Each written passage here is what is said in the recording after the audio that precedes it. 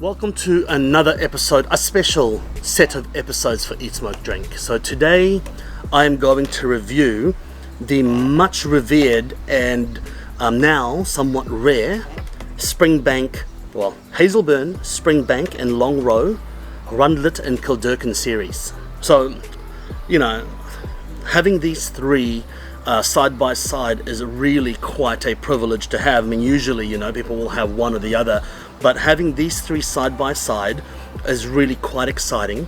As you know, I'm a huge Campbelltown Springbank fan, whether it's Longrow or Hazelburn or Springbank itself.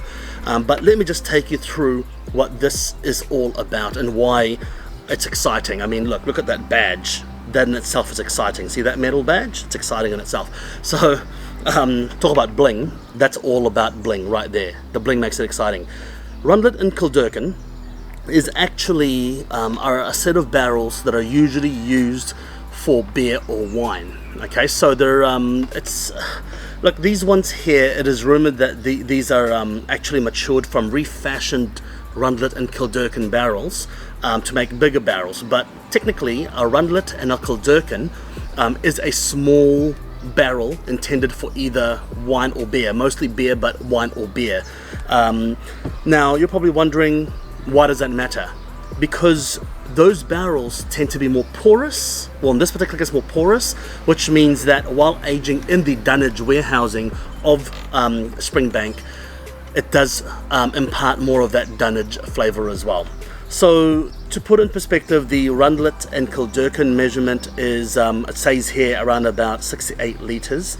But look, whether they've refashioned it to a bigger barrel or kept it at small ones, I believe they've refashioned it to bigger barrels. Now, we're not entirely sure what was inside the barrel before they aged whiskey in it.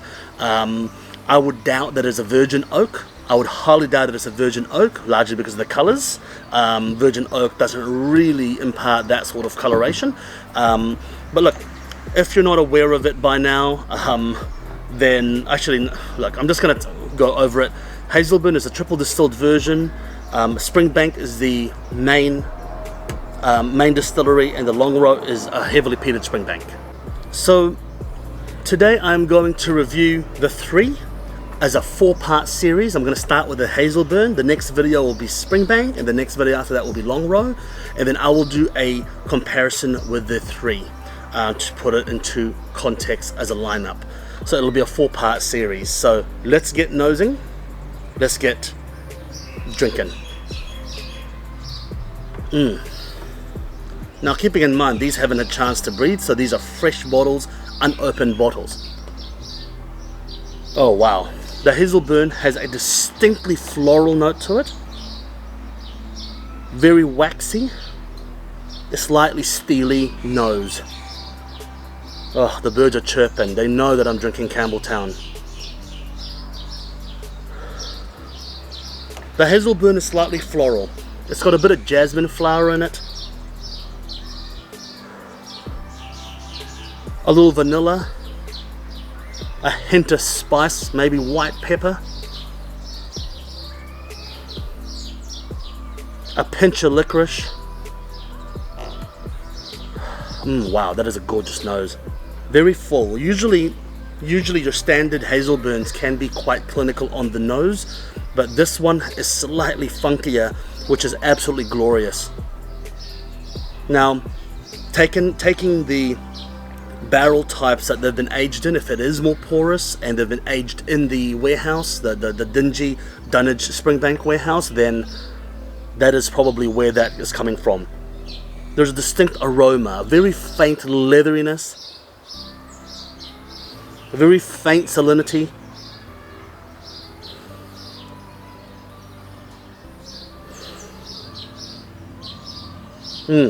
I'm getting a slightly nutty smell, like almost like a walnut liqueur, or like no, sorry, I'll take that back. Like when you crack a walnut, that initial smell of the walnut you get. They're delicious. A slight minerality. Oh, absolutely stunning. But that floral note right in the start of it, that waxiness and floral note is there. Slightly sooty.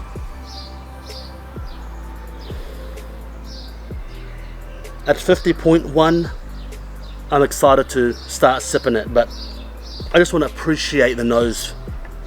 Let it open up. Let it breathe.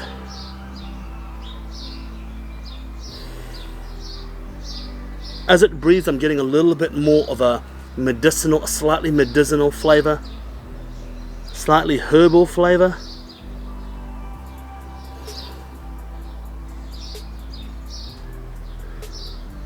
A faint hint of rosemary.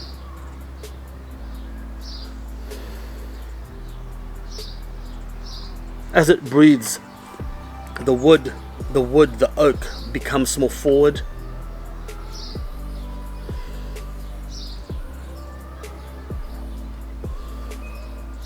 Black pepper starts to develop.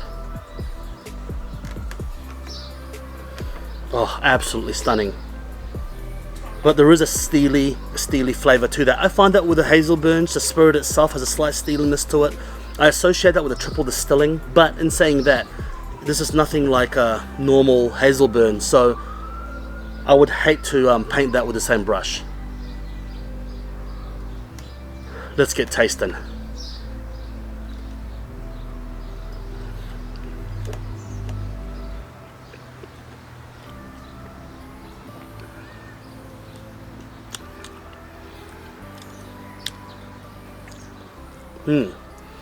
Slight fire in the forward palate.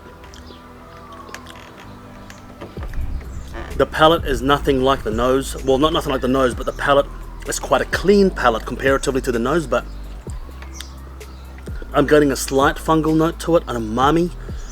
I know this sounds weird, but almost like someone put a drop of soy sauce in there. Like a slight umami, I'm getting that. Brown sugar syrup.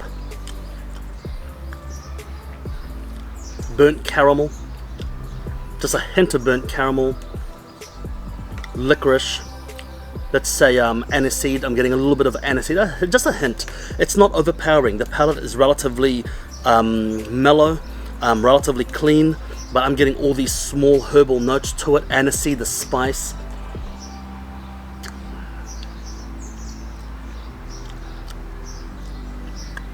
I'm also getting some dried apricot in the back end of the palate, but I'm getting a healthy and very delicious fungal note to it as well.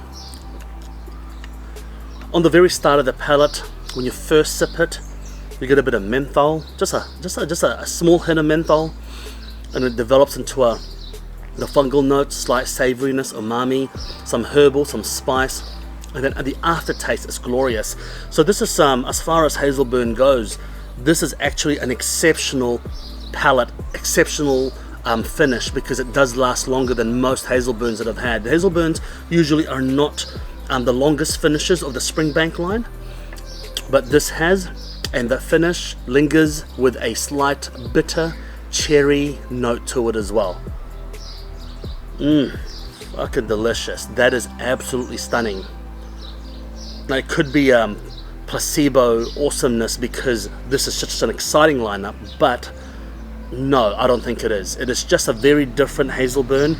It is not a normal Hazelburn you'd encounter. In fact, I've never encountered anything like it.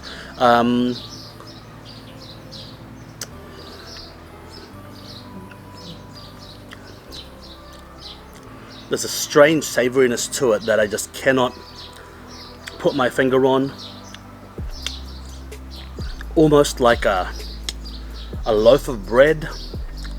I'd even say a sourdough, or even a rye bread. You know, that kind of savoriness that that bread has, that fungal savoriness. Absolutely delicious, absolutely stunning, absolutely stunning. Anyway, I will see you the next video while tasting the Springbank. Until then, eat, smoke, drink. Cheers.